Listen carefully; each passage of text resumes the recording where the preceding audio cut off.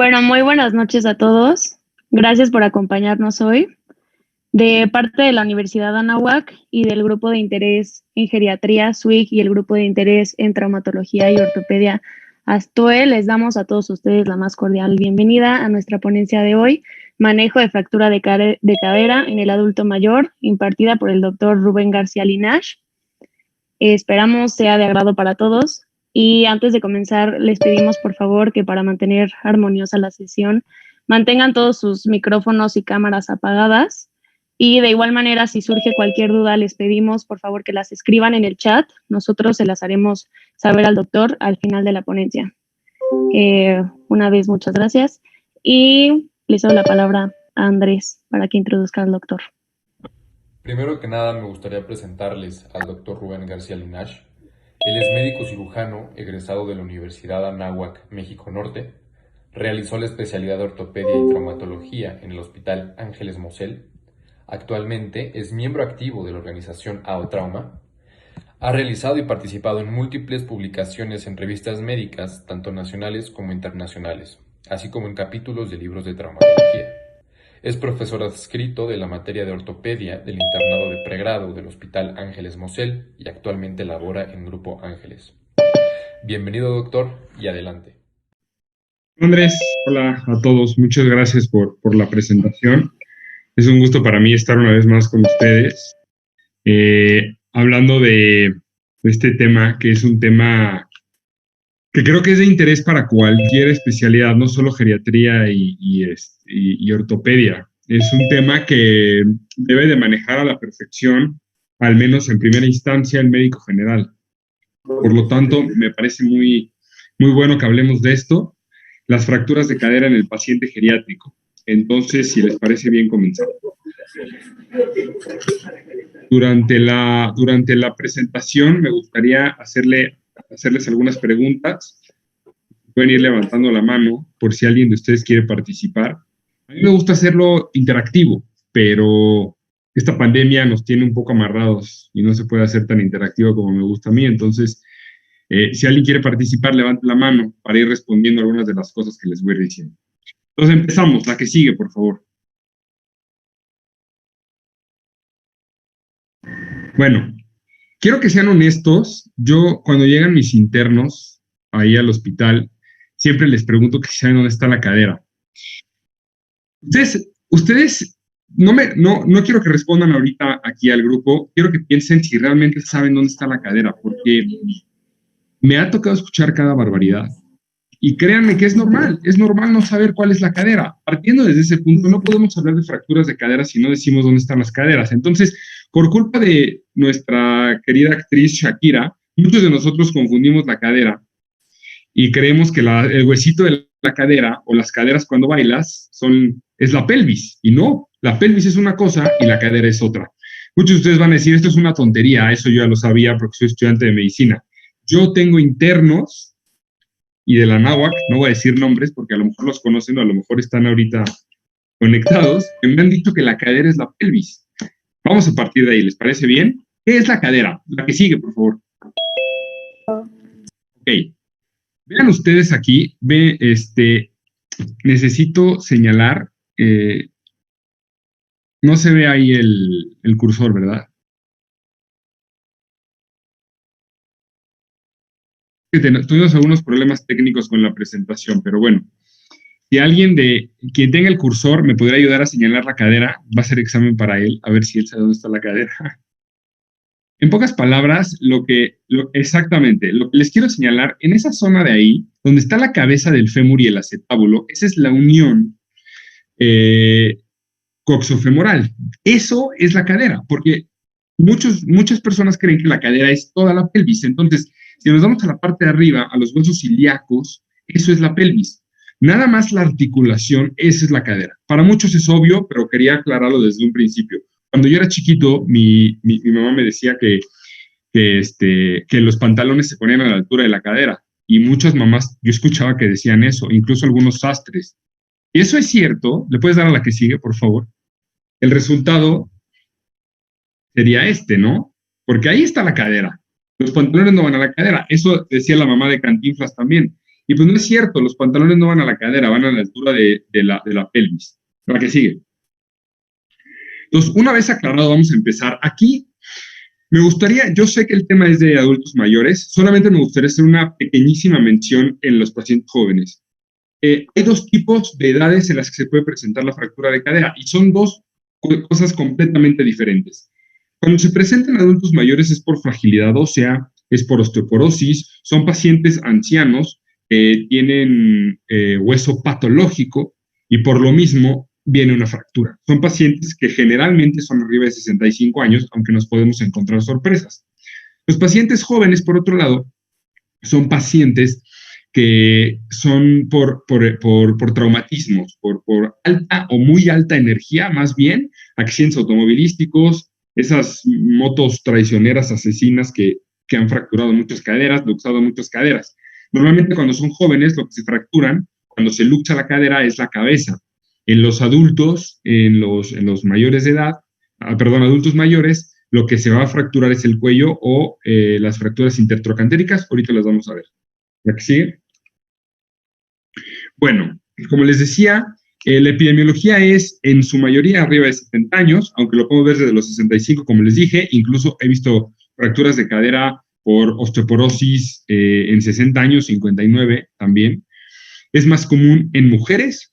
Y esto es, por lo que les digo, es una disminución de la masa ósea, es una descalcificación y eso favorece por la gran fuerza que tiene de apoyo la fractura en la cadera.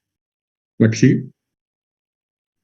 Bueno, entonces, aquí quiero aclararles de una forma sencilla, de una forma fácil, que ustedes vean este esquema que nos regalan los profesores de AO. Del lado, como primera imagen en la pantalla, del lado izquierdo, tenemos la cadera, para que ustedes vean bien de qué estoy hablando y me entiendan cuando hablo de fracturas de cadera. Perdón que insista mucho, de verdad, algunos de ustedes yo sé que lo saben, pero yo tengo internos y hay incluso doctores de otras especialidades que cuando les digo que tiene una fractura de cadera, le empiezan a buscar fractura al ilíaco, fractura al sacro, fractura al isquion, al pubis. Cuando hablo de fractura de cadera, hablo de fractura de fémur proximal. Esa es la fractura de la cadera. Y la fractura de cadera se divide en tres. Del lado derecho de la pantalla tenemos la imagen de AO también, que es A, B y C, que de hecho esa es la clasificación de AO. Así se clasifican. La A son intertrocantéricas, las B transcervicales y las C son de cabeza. Entonces, vamos a ver, vámonos tantito a la C. La C, la de hasta abajo, la fractura de cabeza es extremadamente rara y se da casi siempre en los pacientes jóvenes que tienen un accidente por alta energía, ¿ok? Lo que vamos a ver comúnmente nosotros en pacientes adultos es la A y la B. Entonces, si nos vamos a la A, fíjense bien cómo se refiere a las fracturas intertrocantéricas y algunas consideran por ahí que las subtrocantéricas, que no me voy a meter en ese tema. Entonces, fíjense ahí ustedes cómo señala todo lo que está verde, señala a la línea entre el trocánter mayor y el trocánter menor.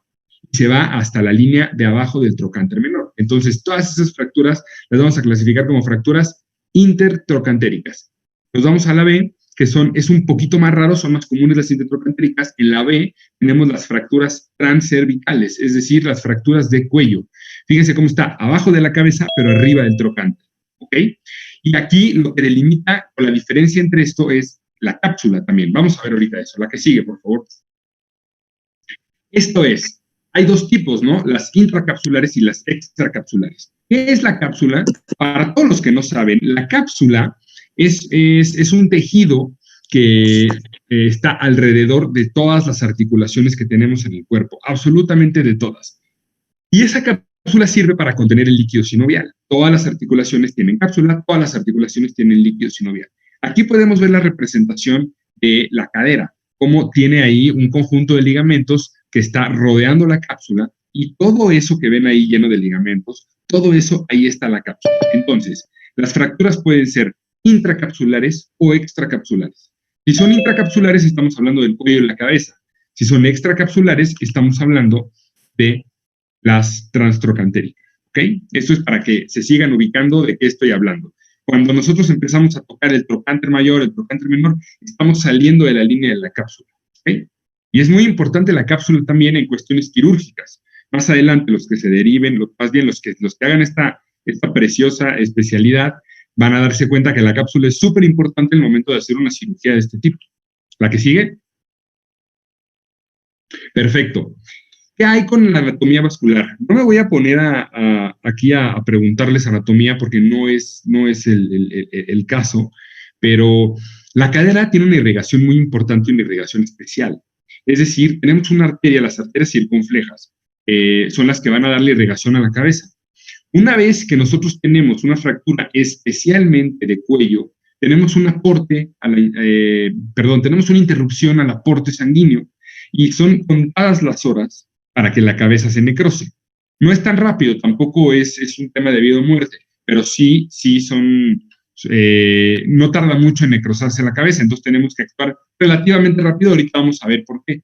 De lo contrario, se necrosa la cabeza. De hecho, una de las complicaciones, como vamos a ver más adelante, de poner tornillos, clavos, DHS, etcétera, es que en un futuro no muy lejano regresen los pacientes con la cabeza necrosada. Vamos a la que sigue, por favor. Ok.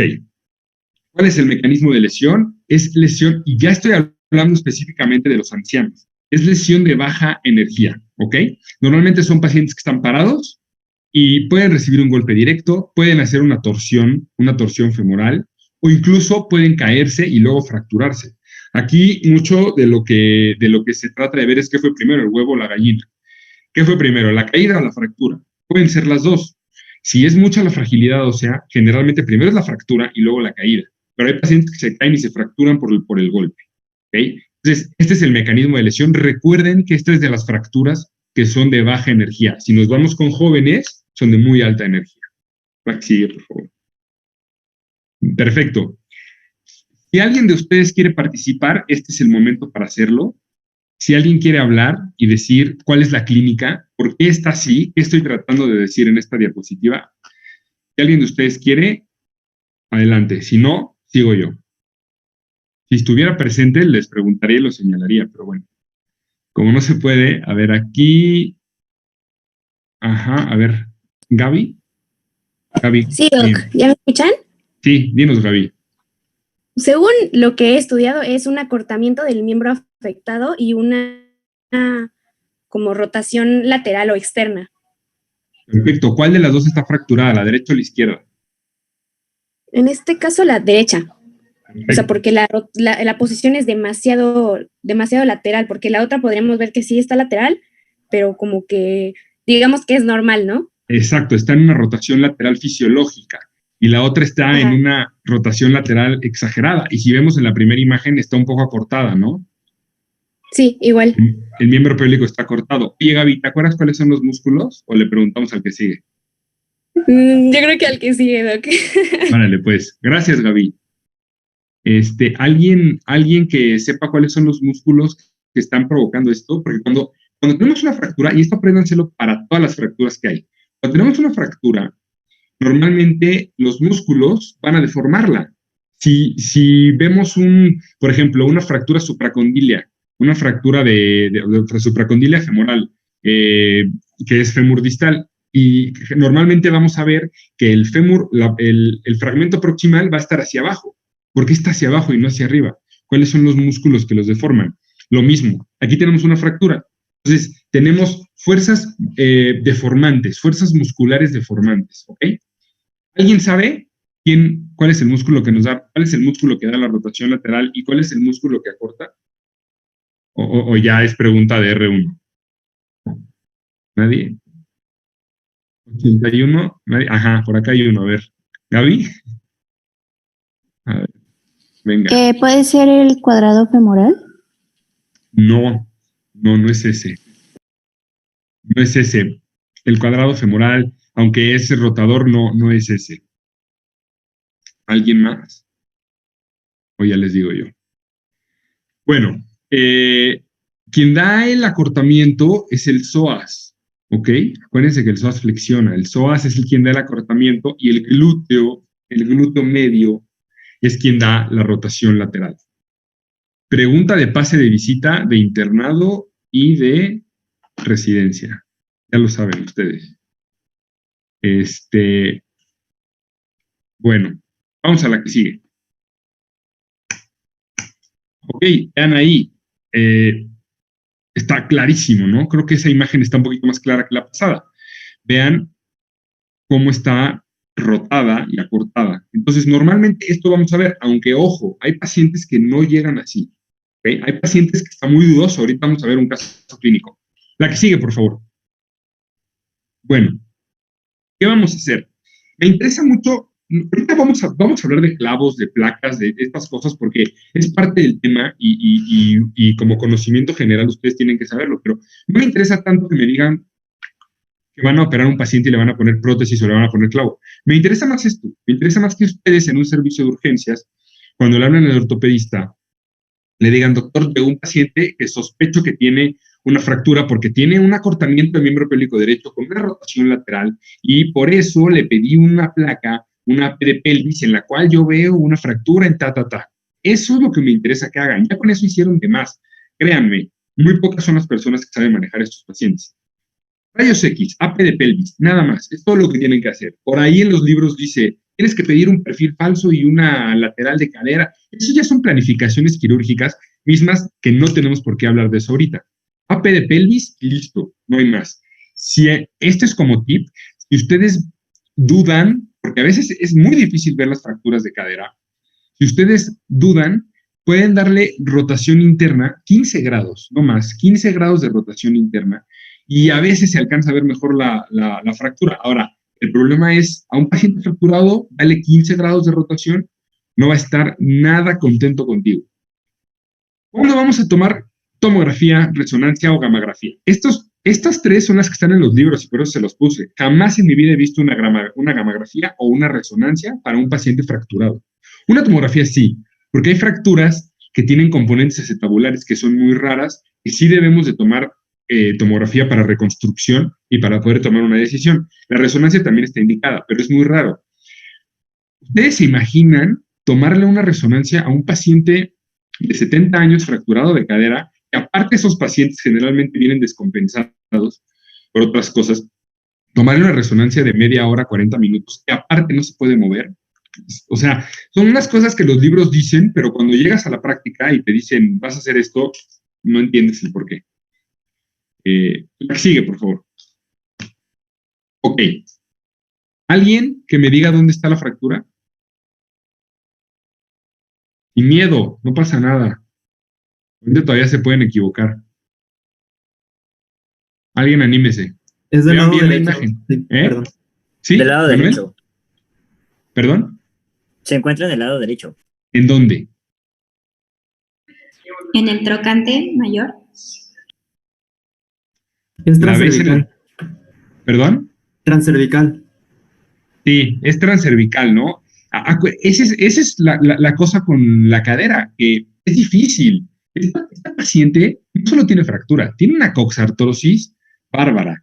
Ya está degenerada la cadera. Entonces, por ahí en el trocánter, quien haya mencionado que fue el trocánter, lo que dices no es fractura, son osteofitos, son geodas, son datos de desgaste de cadera, ¿no? Entonces, es difícil verla. Yo lo que hago siempre es compararla y ya con eso te vas dando cuenta, ¿ok? Pero por favor no busquen fracturas de cadera en la pelvis. De verdad, con que se vayan con eso de esta plática y lleguen al internado, si algún día alguien de ustedes llega al hospital donde estoy, les voy a hacer esa pregunta y me va a dar mucho gusto que lo sepan ver. La que sigue, por favor. Ok. Otra cosa que tienen que saber ustedes. ¿Cómo lo voy a manejar en urgencias? Bueno, manejen el dolor. Es importante pasarle medicamentos para dolor a estos pacientes. Aguas.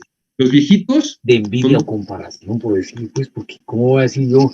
¿Pueden apagar su micrófono, por favor? Fernanda, gracias.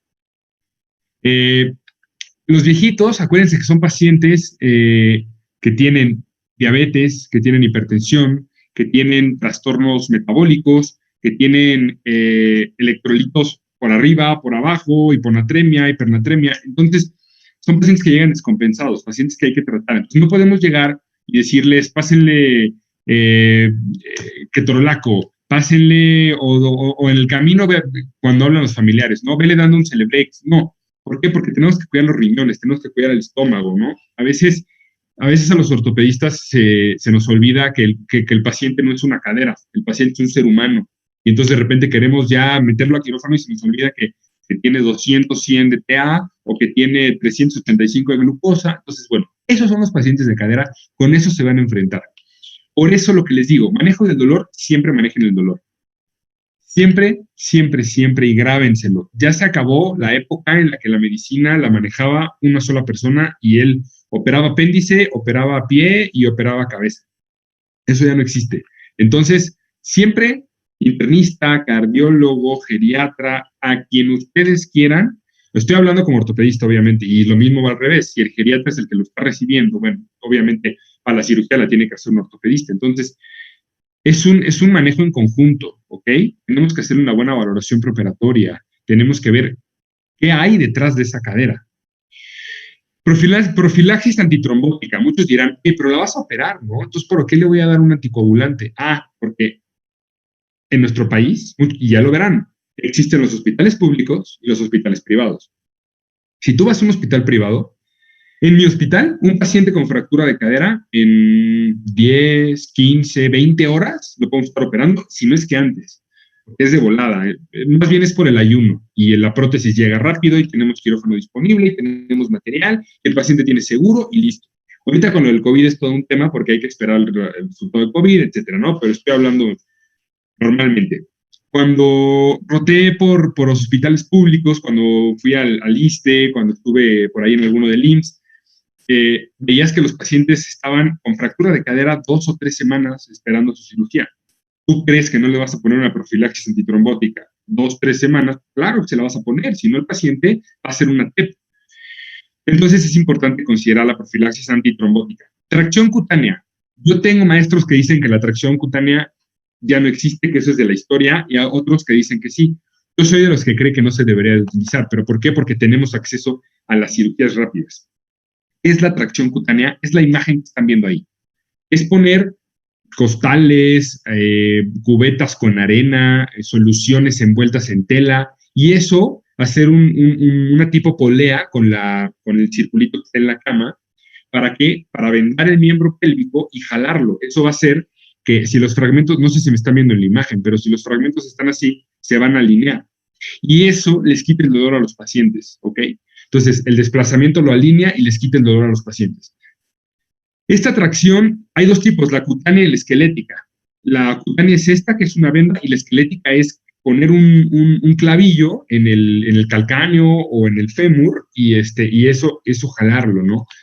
Son cosas que a mí en mi práctica nunca me enseñaron, yo no lo vi porque es una medicina un poco diferente. Cuando iba a los hospitales públicos tampoco hacían ese tipo de cosas, hacían más tracciones cutáneas porque sí los dejaban mucho tiempo en cama y eso les quitaba el dolor. Por eso lo pongo en signo de interrogación. No es lo mismo, y por eso a veces me peleo mucho con los exámenes, ¿no? Cuando te ponen, ¿está indicada la tracción cutánea? ¿Sí o no? A ver, no existe esa pregunta. ¿Le pones anticoagulante sí o no? Está mal, no me puedes decir sí o no, me tienes que decir sí o no y por qué. Ok. No porque donde estoy yo lo metemos rápido a quirófano. Ok. No porque el paciente no tenía riesgos. Ok. Ahí tienes que elaborar, ¿sale? Entonces, pero acuérdense que hay pacientes que están 2 o 3 semanas esperando en urgencias, esperando una cama disponible en piso para poder pasar a piso y luego a quirófano. La que sigue, por favor. Ok. Tratamiento. Van a ver libros, van a ver artículos, van a escuchar de mucha gente. El tratamiento siempre, siempre, siempre es quirúrgico. ¿Por qué? Porque si el paciente no le operas la cadera, aunque el hueso no esté desplazado, si tú no le operas la cadera a ese paciente, es un paciente que no va a caminar, lo tienes que dejar acostado, pues mínimo 8 semanas, 6, 8 semanas mínimo, pero ni siquiera, porque son pacientes con hueso patológico que va a tardar en pegar. Son pacientes que van a estar 12 semanas en cama. ¿Qué les pasa a esos pacientes? Llagas, úlceras por presión, neumonías. Son pacientes que como no se mueven y tienen otras comorbilidades, en pocas palabras, si no lo operas, se muere. ¿Qué pacientes no voy a operar? Pacientes graves. Pacientes que me digan, si lo metes a quirófano se va a morir. Entonces son pacientes que los vas a manejar, que de todos modos ya ni caminaban, estaban en cama o en silla de ruedas o cualquier cosita, pues ya a lo mejor sí, a ese paciente no lo operas. El problema es el dolor, hay que manejarles el dolor. Esto ya es un poquito de más para ustedes, pero bueno, en los pacientes que no operamos de cadera, que de verdad tiene que ser el 0.001% de los pacientes, porque la idea de esto es que el paciente camine al día siguiente de operarlo, ¿eh? Ahorita vamos a hablar de eso. Los pacientes que no se puede operar, lo que hacemos es ponerle alcohol intracapsular, o sea, en la cápsula les inyectamos, ¿para qué? Para denervar. Sé que se escucha de épocas medievales lo que estoy diciendo, pero con eso les quitas el dolor y les va bastante bien, ¿no? Pero bueno, es más medieval no operar un paciente. Entonces, de verdad, a menos que el internista, el cardiólogo, el geriatra te diga, no lo operes porque se muere, listo, ¿ok? Y la que sigue, por favor. Ok. ¿En qué momento vamos a operar? Este es un punto que se discute bastante entre ortopedistas. Lo primero que tenemos que hacer, y sí necesitamos tomar en cuenta que hay que hacerlo relativamente rápido porque la cabeza femoral se puede necrosar, pero hay que estabilizar al paciente. No podemos pasar a quirófano a un paciente que tiene la glucosa en los cielos, que tiene 110, 115 de sodio, que tiene una TA elevadísima. No podemos hacer eso. Entonces, al paciente lo estabilizamos, le pasamos medicamentos, lo dejamos en piso, lo estabilizamos, el cardiólogo nos dice, ahora sí, ya puedes operarlo, y lo operamos. Un punto importante que a veces no lo tomamos en cuenta son los horarios. Hay muchos artículos que hablan de los resultados quirúrgicos. Es mucho mejor o les va mejor a los pacientes que se operan en la mañana que a los pacientes que se operan en la tarde que a los que se operan en la noche. El mejor horario para operar, para hacer este tipo de cirugías es en la mañana. Después en la tarde y por última opción en la noche. Tratar de nunca operar en la noche. Si me voy a lista de decirles eso, me van a decir, oye, es que solo es ahora tenemos disponibilidad. Y bueno, pues es diferente. O sea, tenemos que adecuarnos. Pero esto es lo que dicen los artículos. Los pacientes se deben de operar en la mañana, las cirugías programadas, que yo sé que esto es una urgencia, pero es una urgencia que sin problema podría esperar a la mañana. ¿Ok? Y lo que les decía, hay que tomar en cuenta la irrigación de la cabeza femoral. Si vamos a poner una prótesis y vamos a quitar la cabeza femoral, ya no es punto. Pero si vamos a poner un clavo o un DHS, que ahorita vamos a hablar de eso, entonces ahí sí tenemos que tomar en cuenta el tiempo.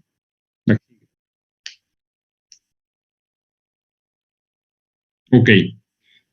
Manejo posquirúrgico. Ahorita vamos a hablar de los implantes, ¿eh? Manejo posquirúrgico. ¿Alguien levantó la mano? ¿Alguien quiere decir algo? ¿Diego? Sí, me surgió la duda, ¿por qué en la mañana y por qué no en la noche? O sea, ¿cuál es la razón? Sí, buena pregunta. Mira, lo que mencionan los artículos es que normalmente los cirujanos están descansados. Todo el equipo quirúrgico, porque tú puedes decir, no, pues es que el cirujano viene bien descansado. Sí, pero el anestesiólogo lleva 4 cirugías. El primer ayudante no se dio cuenta de un error porque llevaba otra cirugía. Eso es lo que dicen los artículos. Pero es verdad. Todo el mundo está más descansado a las 8, 9, 10, 11 de la mañana que a las 11, 12, 1 de la noche, ¿no? O de la madrugada. Y otro punto importantísimo que también se menciona es, si estoy en una cirugía y tengo una complicación que no es de mi área, por ejemplo, la típica de ortopedia es una lesión vascular importante. ¿Cuándo crees que va a ser más fácil localizar al vascular? ¿A las 10 de la mañana que está en su consultorio, abajo aquí en el quirófano, abajo del quirófano, o a la 1 de la mañana que está dormido en su casa, o si es fin de semana está de viaje o veto a saber? Si necesitas un neurocirujano, lo que quieras, un cirujano general, incluso con las lesiones de acetábulo y de pelvis, ahí sí las fracturas que son terribles, esas fracturas, por perforación de víscera hueca, por lo que quieras. Es mucho más sencillo. Espero que haya resuelto tu duda. Sí, muchas gracias. Sí. Ok. Lo que se debe de hacer en las cirugías de caderas es muy importante tomar en cuenta que el paciente se tiene que mover, ¿no? Por ahí hay un dicho en ortopedia que vida es movimiento, movimiento es vida. Necesitamos mover a los pacientes, porque son pacientes que se deterioran de volada, no son niños que se recuperan, no son niños que pueden estar con un yeso mucho tiempo, son pacientes que se deterioran. Entonces, cuando nosotros pensemos en operar al paciente, tenemos que pensar en operarlo y ponerle algo lo suficientemente estable, adecuado, para poder pararlo a caminar al día siguiente. Yo sé que hay excepciones, pero esa es la regla general. Hay lugares, yo he visto lugares donde les ponen prótesis a los pacientes y los acuestan 4 a 6 meses para después ya ponerlos a caminar. yo no sé entonces para qué les pusieron la prótesis, ¿no? Medidas antitrombóticas. Paciente que operemos de la cadera y no anticoagulemos, paciente que tiene altísimo riesgo de una tromboembolia pulmonar. Entonces, mucho cuidado con esto. 6 horas después ya se pueden utilizar anticoagulantes, ¿ok? Depende de qué anticoagulante utilicemos, eso ya es tema de otra clase. Antibiótico y manejo del dolor. Evidentemente hay que seguir las guías y darle el tratamiento adecuado al paciente, siempre en conjunto con alguien clínico, como les mencionaba. Sigue. Bueno, vamos a hablar específicamente ahora de los implantes que utilizamos en fracturas de cuello. Fíjense cómo aquí les estoy poniendo qué es una fractura de cuello. Ya se los expliqué antes, pero está adelante del trocánter y abajo de la cabeza. Ese es el cuello femoral, punto. Se le puede llamar fracturas de cuello o fracturas cervicales, ¿no? Dentro de estas fracturas cervicales tenemos 3, que son las transcervicales, las basicervicales y las subcapitales. Subcapitales abajo de la cabeza, transcervicales como la que está en la imagen, y basicervicales en la base del cuello, ¿ok? Son los 3 tipos que hay. La que sigue, por favor. A manera de recordatorio, o los que no sepan, estas son las clasificaciones. No me quise meter en esto porque de verdad es ilógico e innecesario que un estudiante de medicina se aprenda esas clasificaciones. Son como referencia nada más. El día que ustedes, ojalá que muchos de ustedes se vayan a esta preciosa especialidad, ya ahí se las tienen que aprender porque sí tiene uso, sobre todo algunas de ellas, no todas, tienen uso para ver el tratamiento. Entonces, apúntenlas, si están interesados, revísenlas, no es necesario que se la aprendan ahorita. ¿La que sigue? Ok, ¿qué implantes podemos utilizar? Entonces, vamos a tratar de ponernos en el contexto de la fractura. Ya tenemos la fractura, ya lo estabilizamos, ahora sí estamos en el quirófano. Son cirugías benévolas en el sentido que se puede utilizar anestesia regional, se puede utilizar un bloqueo en vez de una anestesia general. También hay un artículo que estuve revisando ahora que estuve haciendo la clase. No lo puse porque es de anestesiología, pero decía que les va mucho mejor a los pacientes con anestesia regional que con anestesia general. Y no sé ustedes, pero muchos, si ya han tratado con familiares, muchas veces los familiares les da pánico la anestesia general. Entonces, la ventaja de esto es que los pacientes pueden estar despiertos durante la cirugía. Claro que hay pacientes que dicen, a mí ni de broma me tengas despierto. Se puede utilizar una sedación leve. Entonces, la ventaja de esto es que les da confianza a los pacientes y el resultado postquirúrgico es mucho mejor porque aparte no tienen dolor. Eso es una maravilla.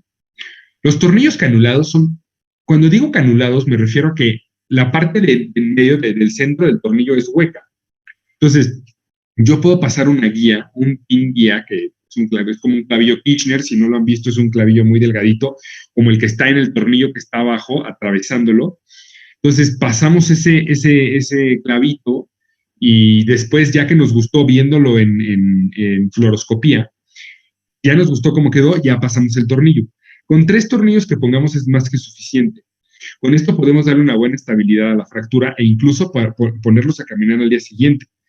Pon la que sigue, por favor. Aquí hay una cosa que a lo mejor no es tanto para el nivel que están ahorita ustedes, pero hace no mucho tiempo el doctor Orlin Filipov describió el método de Filipov. El método de Filipov es igual con 3 tornillos, pero él describió una forma mucho más estable y mucho mejor para pasar los tornillos y de esta forma darle más estabilidad a la fractura y que haya menos riesgo de movimiento. Al tener menos movimiento en el trazo de fractura, tenemos menos riesgo de necrosis de la cabeza femoral. ¿Con la que sigue? Vean aquí. En la primera imagen tenemos las trabéculas del fémur, de la parte proximal del fémur. Donde más se unen las fibras es donde más fuerte está el hueso, ¿ok? Entonces, si se fijan pegado al trocánter menor, si puede señalar, por favor, el trocánter menor, donde está la C, específicamente donde está la C.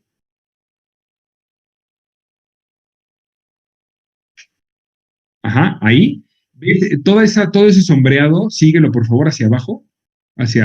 Ándale. Todo eso que está señalando es el cálcar. El cálcar es la zona de mayor fuerza y mayor tensión de la cadera, ¿ok?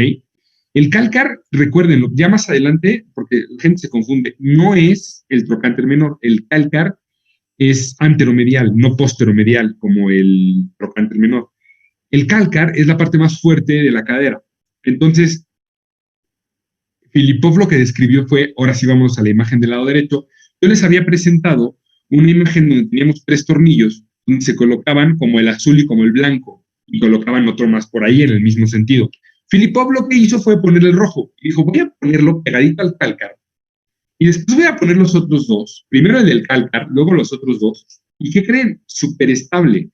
Esto, si algún día tienen oportunidad, si alguien de ustedes, repito, como la vez pasada, si alguien de ustedes está interesado en este tipo de cosas, hábleme, búsqueme, podemos hacer talleres. Tengo huesos de estos, obviamente no son reales.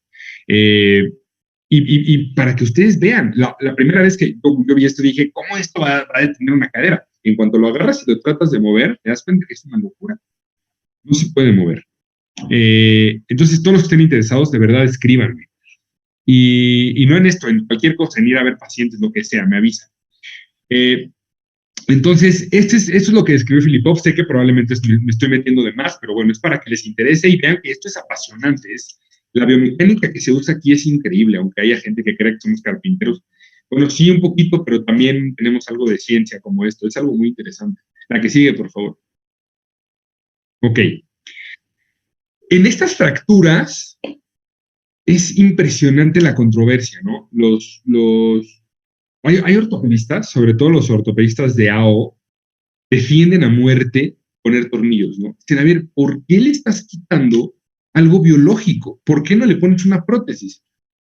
La prótesis, aquí hay un artículo donde dice, donde les puse hemiartroplastía versus artroplastía total. Ese es el otro tratamiento que hay para estas fracturas. Y les puedo decir, sin temor a equivocarme, que es el tratamiento más utilizado, el de poner una prótesis, ¿ok? No tanto el de los tornillos. El de los tornillos, piensen ustedes sin contestarme, ¿no les dio miedo decir como, ¿a poco con 3 tornillos la cadera ya queda? Mejor le pongo una prótesis, ¿no? Pues bueno, resulta que sí, las prótesis a veces les va mejor, pero pon la que sigue. Fíjense, este es un video de cómo se pone una prótesis, es una animación. Vean ustedes, pon la que sigue para que arranque el video, por favor. Ahí, esto es una coxartrosis, pero bueno, vamos a una fractura, quitan la cabeza, con eso trabajamos el acetábulo, después trabajamos el fémur. Ya que trabajamos el fémur, ponemos el vástago del fémur, el vástago femoral, ¿ok? Lo anclamos ahí, le ponemos su cabeza, padrísima, se ve muy bonita, poco no. Le ponemos el acetábulo. El acetábulo es complicadísimo, ¿eh? La cirugía de cadera es cirugía de acetábulo. Eso hay que saber hacerlo bien. Le ponemos los tornillitos, le ponemos el inserto del acetábulo, reducimos la luxación. Bueno, aquí vamos a ver cómo se osteointegra, ¿no? La osteointegración es muy rápida. ¿Se puede o no utilizar cemento? La tendencia es dejar de utilizar cemento. No es el cemento de los albañiles. Y ya, la reducimos y padrísimo. Y con eso, ya, les pregunto yo, ¿qué prefieren que les haga? ¿Tornillos o prótesis? Seguramente la prótesis, ¿no? Es como más estable. Eso es lo que se ve. Vamos a hablar científicamente, vamos a decir a quién les da mejor, a quién les da peor. Resulta que tiene que ser en manos expertas, y si hay una persona que lleva 500 procedimientos de tornillos y lo pones a hacer una prótesis, le va a ir mal. Y si hay una persona que lleva 500 prótesis y lo pones a hacer tornillos, le va a ir mal con los tornillos. Ok, pon la que sigue, por favor. Así es como se ve la prótesis. Y se los puse así. La prótesis del lado derecho, donde está la A, es una prótesis luxada, pero no es mi interés que ustedes vean si está luxada o no. Mi interés es que vean que hay 2 tipos de procedimientos con las prótesis. La prótesis, la primera que está, es una prótesis, es una hemiartroplastía. Y la prótesis del otro lado es una artroplastía total. ¿Cuál es la diferencia? En una trabajamos el acetábulo y en la otra no lo trabajamos. En la del lado izquierdo, el acetábulo no lo tocas. Nada más pones el vástago del fémur, pones la cabeza, lo reduces, lo metes y listo. La del lado derecho, ahí sí se trabajó el acetábulo, se puso el tornillo, después se trabajó el fémur y se reduce la fractura. Técnicamente es mucho más sencillo hacerlo de la primera forma, la hemiartroplastía. Pero ¿qué pasa? Que duran menos. Estas hemiartroplastías, pon la que sigue, por favor, creo que aquí les puse las indicaciones. Exacto. ¿Cuándo hemi y cuándo total? Espero, ya, si alguien no ha entendido qué es una hemiartroplastía y qué es una artroplastía total, ahora es el momento que levanten la mano y me lo digan para poder seguir elaborando un poquito esto. ¿Cuándo ponemos una EMI? La EMI la ponemos cuando son pacientes de edad avanzada. Son pacientes que tienen expectativa de vida de 5 años. Entonces, es un paciente que no va a vivir más de 5 años. Los típicos pacientes de 92 que se fracturan, pero hay pacientes de 92 que están enteros y que hacen ejercicio. A esos ponles total. Si lo ves que ya está, que no va a estar más de 5 años, son pacientes que les puedes poner una hemiartroplastía. Te dice por ahí, y esto es algo que un artículo que hizo un geriatra, no me acuerdo ahorita, luego si no lo busco y se los paso, pero mi maestro de geriatría lo decía mucho. Decía, la fractura de cadera es el principio del fin. Y él decía que era una comorbilidad más. Decía que la hipertensión, la diabetes y la fractura de cadera eran así como las comorbilidades, ¿no? Entonces, se supone que una vez que te fracturaste la cadera, el paciente se viene para abajo. Por eso es tan importante saber manejarlo. Entonces, si tienes un paciente grave, un paciente que tiene muy poca hemoglobina, un paciente que va a sangrar transoperatoriamente, que tiene enfermedades hematológicas o que es un paciente oncológico, el tiempo quirúrgico es básico. Y el tiempo quirúrgico en una hemiartroplastía, hay quien ha hecho, yo tengo un maestro que las hace en 15, 20 minutos.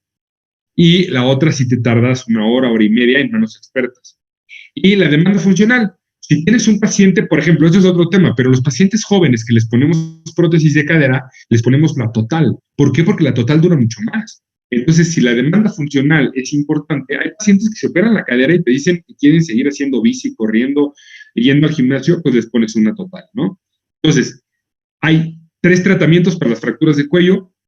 Bueno, hay más, son 5 en total, pero es los tornillos, las prótesis totales, las hemiartroplastías, que también son las prótesis, pero que no es componente acetabular, y tenemos también los clavos y los DHS. Los DHS no tienen buen resultado en este tipo de fracturas, y los clavos sí, pero también tienen que ser en manos muy experimentadas. Generalmente, la gran mayoría en las fracturas de cuello les ponen prótesis.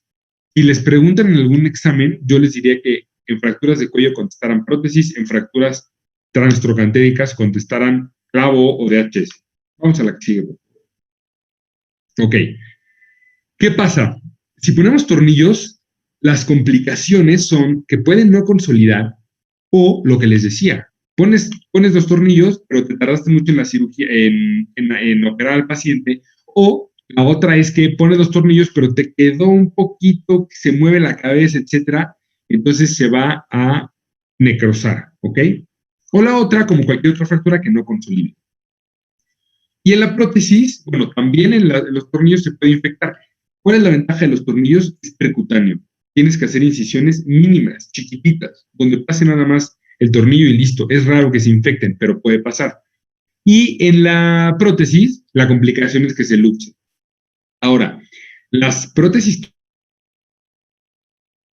totales se luxan, hay un porcentaje, yo diría que alto, 10 a 17% de luxaciones de prótesis de cadera, y las semiartroplastías, las prótesis que no son totales, tienen mucho menor rango de luxaciones. También hay que tomar eso en consideración, pero no por eso nos podemos ir por la vía rápida y poner todos hemiartroplastías.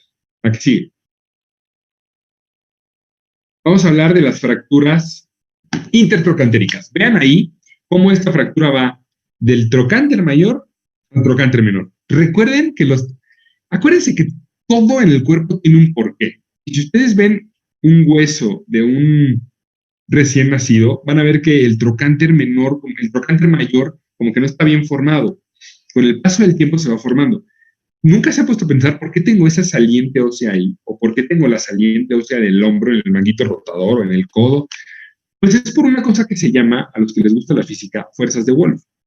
Las fuerzas de Wolf nos van moviendo, nos van modificando la forma del hueso. Ahí en el trocánter menor se insertan los glúteos, ¿no? Ahí está el tendón conjunto. Entonces, por eso tiene esa forma y es muy duro ese tendón. Y en el trocánter menor tenemos una inserción que es la del psoas. Por eso, lo que les decía de los movimientos cuando se fractura la cadera. Vamos a la que sigue. Lo mismo, a modo nada más de lo apunten y lo investiguen más adelante. Estas son las clasificaciones que utilizamos para las fracturas intertrocantéricas. También hay fracturas que son intertrocantéricas o fracturas que son por debajo del trocánter menor. Hay fracturas que son inversas. Entonces, tiene su chiste, ¿no? También saber ahí, pero esto ya es otro tema. Vamos a la que sigue, por favor. Ok. Hay mucha discusión también y muchos implantes que podemos utilizar y se pelean mucho en los foros internacionales de trauma, de qué es mejor. ¿Le pongo prótesis? ¿Le pongo un DHS? ¿O le pongo un clavo? Que esas son como las tres que podríamos escoger en este tipo de trazos. ¿La que sigue? Ok. Este que ven ahí es un DHS. El DHS es el Dynamic Hip Screw.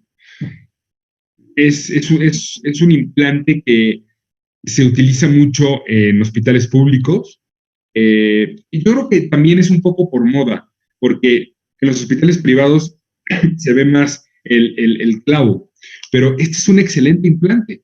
Y en manos expertas les va muy bien a los pacientes. Pero los ortopedistas le han tenido un poco de rechazo porque como llegó el clavo y es nuevo, y eso les va a pasar mucho en la vida. Van a ver, en ortopedia, van a ver las placas carísimas nuevas que tienen orificios por aquí y por allá, y esa placa te cuesta 30,000, y hay una placa que te cuesta 600 pesos que pudo haber resuelto el problema, pero son modas. Entonces, y quieran o no, el cirujano a veces es un placebo para el cirujano, poner el implante más nuevo y más caro. Eso está mal, nos tendríamos que basar en la evidencia. Este es el DHS, es un tornillo que se pone hacia la cabeza femoral y luego una placa que se pone a la diáfisis del fémur. No tiene que ser tan larga como esta. Y tenemos por otro lado la que sigue, por favor. Clavo. Tenemos el clavo, que es la ventaja, bueno, también el DHS se puede poner con heridas no tan grandes, pero la ventaja del clavo es que son heridas muy chiquitas, son heridas de mínima invasión. Tienes que hacer 3 heridas, una por la parte de arriba donde se mete el clavo, la otra muy chiquita donde metes el tornillo que va hacia la cabeza y la tercera que es el tornillo que va en la diáfisis del fémur. La única real diferencia que hay entre estos dos, pon la que sigue, por favor, entre el DHS y el clavo, es que el clavo, y no es estadísticamente significativo, el clavo le va mejor a los pacientes que tienen una fractura inestable. ¿Cómo sabemos cuál es la fractura inestable? Hay 2 formas de saber que es una fractura inestable. El cálcar, que ya les expliqué cuál es el cálcar, esté volado, o sea, que esté fracturado, hecho pedazos, o la otra es que tengamos una inestabilidad de la pared lateral. Eso ya es unas medidas radiográficas, pero son las 2 indicaciones por las cuales el clavo le va un poquito mejor que al DHS. La que sigue, por favor. Pero realmente aquí podemos ver, este es el otro tratamiento. Les decía, el uso de la prótesis, ¿ok? Que igual bipolar o prótesis total. La que sigue, por favor. Aquí las complicaciones son exactamente las mismas, dependiendo que pongas. Si pones implantes, que no pegue, que se necrose, que es más raro que en las fracturas cervicales, y que se luxe, ¿no? En las prótesis. Hola, que sigue, por favor.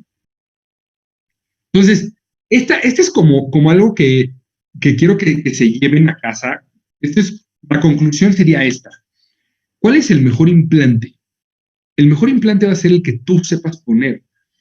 Yo sé que hay más implicaciones que estas. Hay que analizar el caso. De verdad, si algún día alguno de ustedes quiere ir a una de las discusiones que tenemos de las fracturas, de verdad, en una fractura de cadera así, hemos discutido 1:30 o incluso 2 horas para discutir qué implante le vamos a poner, por qué se lo vamos a poner, cuál es el implante mejor. Lo más padre es que siempre está el que te discute. No, pues te voy a poner una prótesis. ¿Cómo le pones una prótesis si tienes 65 años? ponle un clavo. No, pero es que si le pongo el clavo, no sé qué. Hay muchas cosas que tenemos que tomar en cuenta, pero al final, si está muy pareja la situación, yo creo que esta es la clave. ¿Cuál es quién va a operar? ¿Tú vas a operar? ¿Cuál es el que mejor sabes poner? ¿Cuál es el que más experiencia tienes? No, tengo en prótesis, ponle prótesis. No, pues clavo, ponle clavo. Ahora, a este paciente le va a ir mucho mejor con el clavo que con la prótesis por A, B o C, y yo no soy muy bueno poniendo clavos. Háblale a tu socio, a tu amigo, o mándale el paciente a tu amigo, que es el que sabe poner clavos, y lo ponga él.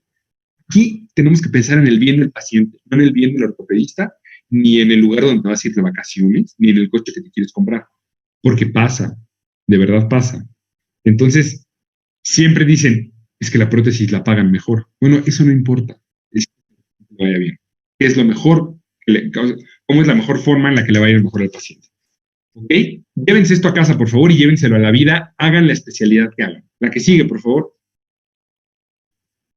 Vamos a hablar por último de un caso clínico. Me gustaría que participaran algunos de ustedes y terminamos, respondo sus preguntas. Venga, la que sigue.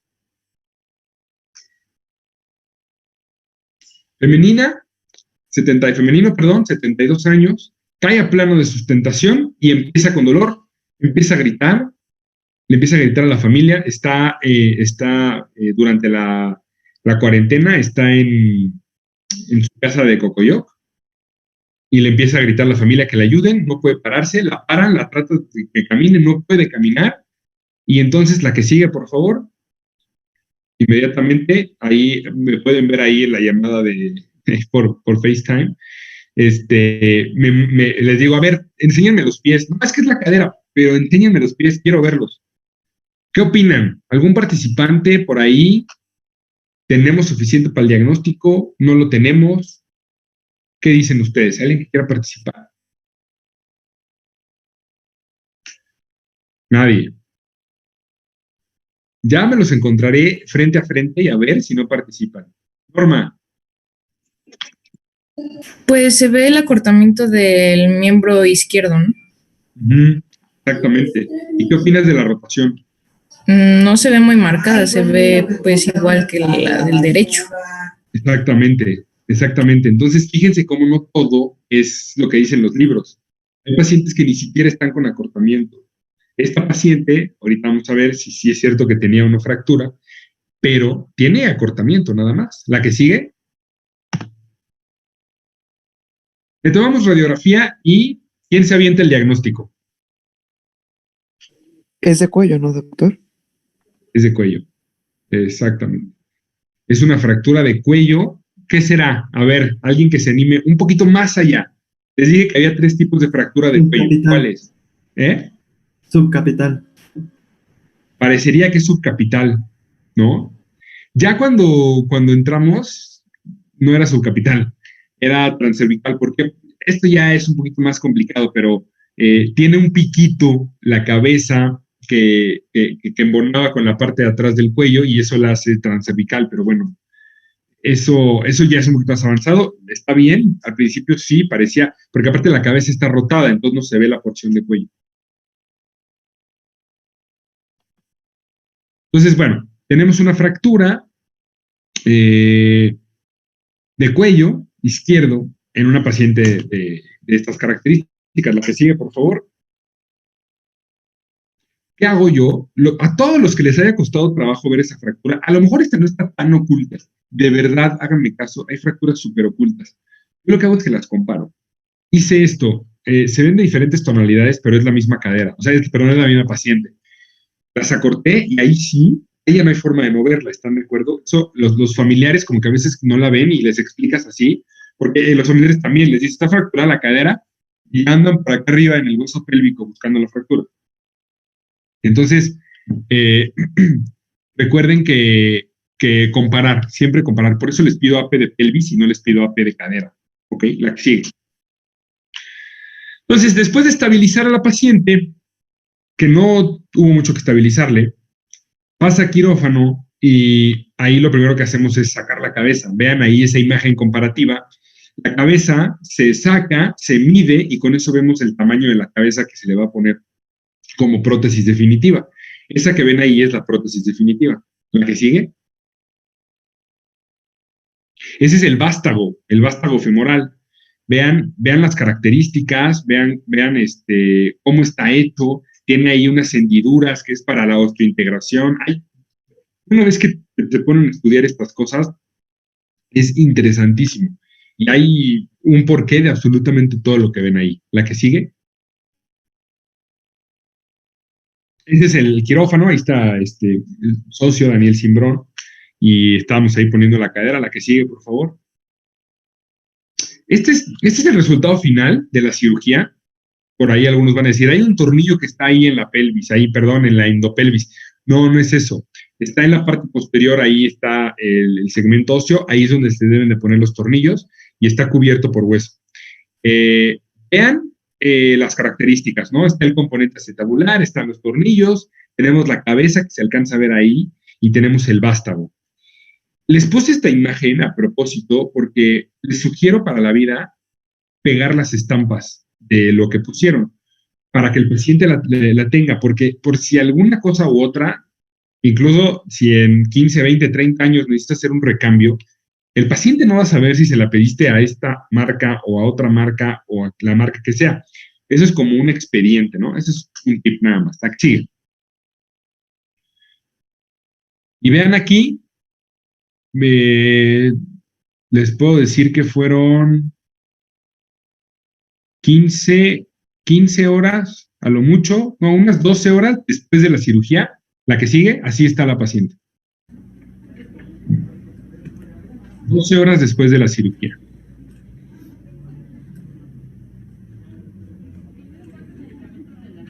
Vean cómo camina. Con andadera, en fin, camina bastante bien, ¿no? O sea, ahí poco a poco, pero el chiste es que ya se movió, ya la rehabilitación empieza el día siguiente. No los ponemos a caminar. Dicen los que hacen prótesis que los pacientes podrían saltar del quirófano e irse caminando a su cuarto, pero es culpa de los anestesiólogos que no pueden hacer eso. Obviamente, ¿no? No por la anestesia no pueden mover las piernas, hay que esperar a que pase el efecto anestésico y ahí sí se ponen a caminar. ¿La que sigue? Me gustaría que me hicieran las preguntas que tuvieran, pero por favor, me gustaría que se quedaran con dos cosas. La primera, no le hagan caso a Shakira, esas no son las caderas, les juro por Dios que esas no son las caderas. Las caderas están un poquito más abajo, esa es la pelvis. El huesito de la cadera no es huesito de la cadera, es la espina anteroilíaca superior y es parte de la pelvis. Y número dos, siempre, si saben hacer algo, háganlo. Si no saben hacer, deriven al paciente o háblenle a alguien que sepa. Y eso no saben lo importante que es en las fracturas de cadera. Muchas gracias a todos, los escucho y respondo sus preguntas. Antes de terminar, aquí les dejo mi WhatsApp, es mi teléfono directo, mi correo electrónico, el Instagram y mi Twitter. El Twitter la verdad es que no lo uso mucho, pero Instagram lo uso muchísimo. Por favor, síganme, pongo mucho contenido ahí, respondo todas sus preguntas. Si alguien, evidentemente, me estoy refiriendo únicamente a los estudiantes de medicina, porque todo lo que hago es con fines académicos. Si les gustaría alguna vez ir a ver pacientes, incluso podríamos ver alguna cirugía. Ahorita el tema del COVID es un poquito restrictivo en esas cosas, pero con mucho gusto podemos invitarlos a talleres, invitarlos a pláticas, que conozcan un poquito cómo es el mundo de la ortopedia, que de verdad es increíble. Desgraciadamente la carrera de medicina no nos lo enseña lo suficiente. La ortopedia es increíble. Por favor, síganme y escríbanme. Ahorita díganmelas, pero los que no quieran, por WhatsApp, lo que necesiten con mucho gusto. Escucho sus preguntas. Manuel Paz. Sí, doctor. Tengo una pregunta. ¿Hay algún tipo dentro de estas clasificaciones que tienda a sangrar más o que tenga peor pronóstico? No lo sé. No, mira, sí, en cuanto a peor pronóstico, sí hay. De sangrado no tanto, el sangrado tenemos que ver al paciente. No es lo mismo una hemoglobina de 16 a una hemoglobina de 8. Te puede llegar un paciente con deficiencia alguna deficiencia hematológica, von Willebrand, de lo que quieras, ¿no? Entonces, son pacientes que sangran mucho. Pero no hay como tal que hablen del sangrado. Sí te hablan ¿cómo se llama? Del pronóstico. AO las clasifiquen A, B y C. Se supone que A es más fácil, B intermedio, C es más difícil. Eso es lo que se supone. Lo que pasa es que en la cadera cambia un poquito, pero sí hay fracturas. Por ejemplo, las fracturas intertrocantéricas con un trazo inverso son muy inestables y son muy difíciles de tratar. Entonces sí, también Tronzo habla de eso en las fracturas intertrocantéricas. Las fracturas de la clasificación de Garden también te habla de eso, en las fracturas de cuello. Te habla de las angulaciones, entonces de los grados. Entonces, tú midiendo puedes saber qué fractura le va a ir mejor, a qué fractura le va a ir peor. Mariel. Sí, doctor, buenas noches. Mi pregunta es la siguiente. Con este reemplazo de cadera, ¿la persona puede de alguna manera sufrir como un acortamiento en la extremidad? O sea, que al final termine caminando de alguna manera como cojito. O sea, no sé si me doy a explicar. Una súper pregunta y es algo muy común. Sí se puede, por supuesto. Cuando tú pones una prótesis de cadera, no es como el video que les enseñé, no es corte aquí, ponga aquí la rima, meta, no funciona así. Tienes que pensar en muchas cosas. Como les decía, el glúteo medio es un músculo que va de la espina ilíaca y que se inserta en el trocánter mayor. Entonces, si nosotros, el glúteo medio es un músculo que está tenso, no muy tenso, sino la tensión suficiente como para poder moverse a la hora de levantar la pierna, ¿no? Entonces, si tú lo dejas flácido, es decir, si tú le dejas un acortamiento importante al miembro pélvico, el músculo se va a volver flácido. Entonces, no solo va a ser el acortamiento y la distancia de los pies va a modificarse, sino que van a estar como coquitos y van a tener una cosa que se llama marcha de Trendelenburg. La marcha de Trendelenburg es la deficiencia del glúteo medio. Entonces, esa es una súper pregunta la que acabas de hacer. Es importantísimo, todas las cirugías, todas las artroplastías de cadera, hay que planificarlas y hay que poner en la radiografía cuánto mide de aquí a acá, de qué tamaño le voy a poner el vástago femoral, de qué tamaño es la cabeza, etc. Es súper importante hacer eso. Y sí, lo que dices es muy común, pasa seguido y es la causa, qué bueno que no me acordaba de esto, es la causa número 1 de demandas en este tipo de cirugías. Doctor, me dejó con la pata corta. Doctor, y perdón, usando el micrófono, y también, o sea, por ejemplo, eso se podría evitar dependiendo de alguna manera el abordaje, o sea, si se hace la incisión anterior o lateral o posterior. ¿En qué semestre vas, María? Voy en cuarto. Estás muy avanzada para tu semestre. Es que güey está ¿cómo se llama? O sea, como que fue al doctor y le dijeron que iba a hacer le tenían que hacer un reemplazo de cadera. Todavía no se lo hacen por, o sea, la situación, pero pues me puse a investigar un poco y justo ahorita anda conmigo viendo su plática. Eso que dices es muy cierto. Los abordajes que se hacen de cadera, fíjate, hay posterior, posterolateral, lateral, anterolateral y anterior. Son los abordajes que hay. Se dice que los viejitos hacen abordaje posterior. Eso digo, no es del todo cierto, ¿no? El abordaje posterior es muy bueno, muy sencillo, muy fácil. El abordaje lateral también. Y ahorita se está poniendo de moda el abordaje anterior.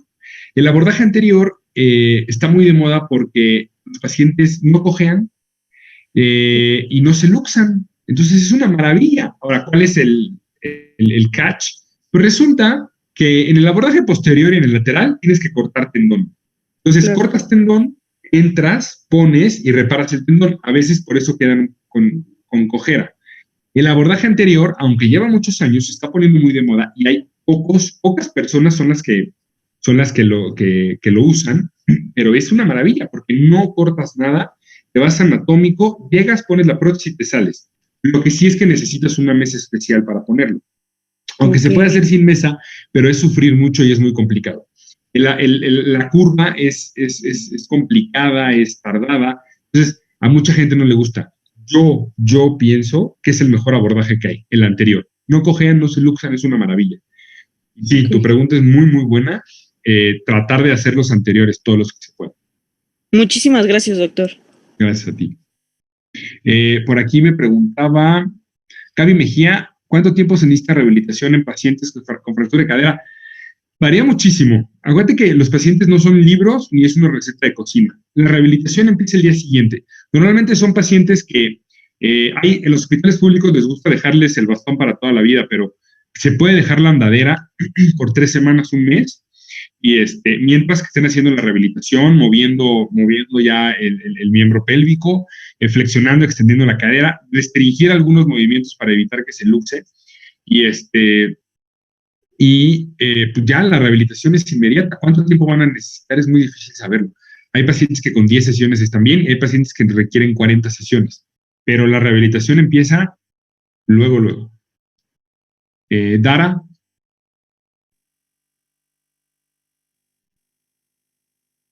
¿Ya no? Ah, sí. Dime, Dara.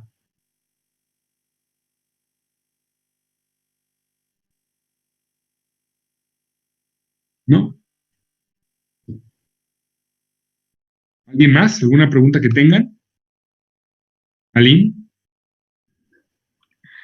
Yo, doctor, ¿qué implante es mejor utilizar cuando un paciente presenta osteoporosis? ¿O depende mucho de cuál sea su estado? Depende muchísimo. Mira, yo creo que aquí tienen que ver muchas cosas. Implantes para osteoporosis ya hay. Hay un DHS que se llama DHHS, que es especial para pacientes con osteoporosis. Hay un clavo especial para pacientes con osteoporosis. Las prótesis les va de maravilla a los pacientes con osteoporosis. Hay cirujanos que le tienen miedo a ponerles implantes y ponerles clavos o placas a los pacientes con osteoporosis y les ponen mejor la prótesis. La realidad es que hay que ver aquí, hay que hacer un estudio importante del paciente y ver qué es lo mejor. Depende mucho de la edad. Si es un paciente de 60 años que tiene osteoporosis, poner una prótesis sí puede ser posible porque ya las prótesis duran mucho, pero a lo mejor un DHS le va bien, a lo mejor un clavo le va bien. Tiene mucho que ver a quién le preguntes y qué es lo que más haga. Otra cosa que es importante es la cuestión económica. Una prótesis con hospital. Un paciente que no tenga seguro y que no quiera ir a tratarse el seguro social, que lo quiera hacer por medio privado, una prótesis le va a costar 150,000, 160,000 pesos. Y a lo mejor un clavo le va a costar 80, 90, 100. Entonces también tiene que ver mucho eso. Está muy difícil la pregunta que me hiciste porque tendría que ver al paciente, tendría que saber cómo es el paciente, quién es el paciente. Si me dice, yo juego fútbol y voy a seguir jugando fútbol, o yo estoy en mi bici, o sea, tenemos muchas cosas que ver, pero hay implantes especiales para osteoporosis. Hay quien dice que es mercadotecnia, que todo se puede resolver con implantes convencionales. Yo soy de los que cree que si tenemos la tecnología hay que utilizarla. Carla.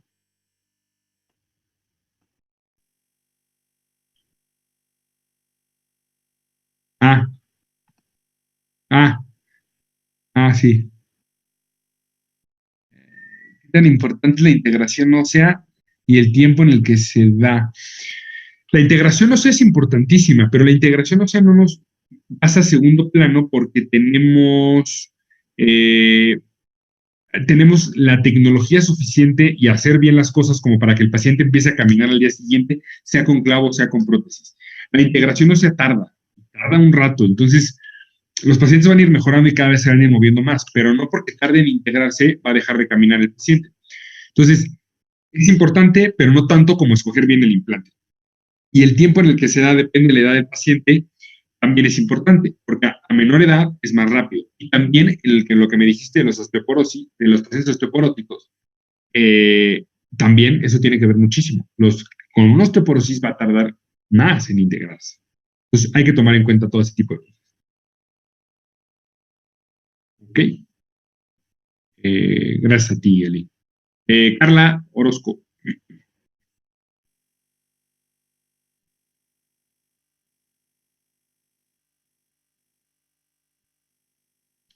¿No? Janina.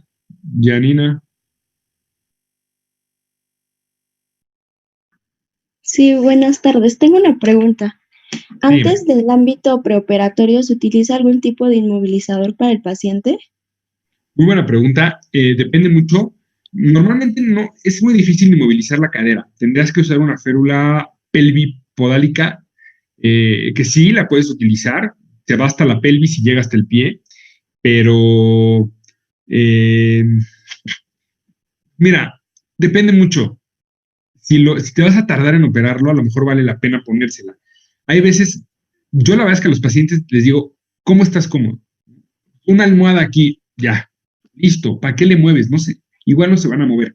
Se le puede poner la férula, a veces sí les ayuda, o a veces mejor ponerle la tracción, y con la tracción ya con eso tienen. No es un antebrazo, no es una tibia. La cadera, generalmente, como se fractura, ahí se queda, ¿no? Entonces, es difícil. Si lo vas a tener inmovilizado mucho tiempo, sin operarlo mucho tiempo, sí, definitivamente ponle una férula.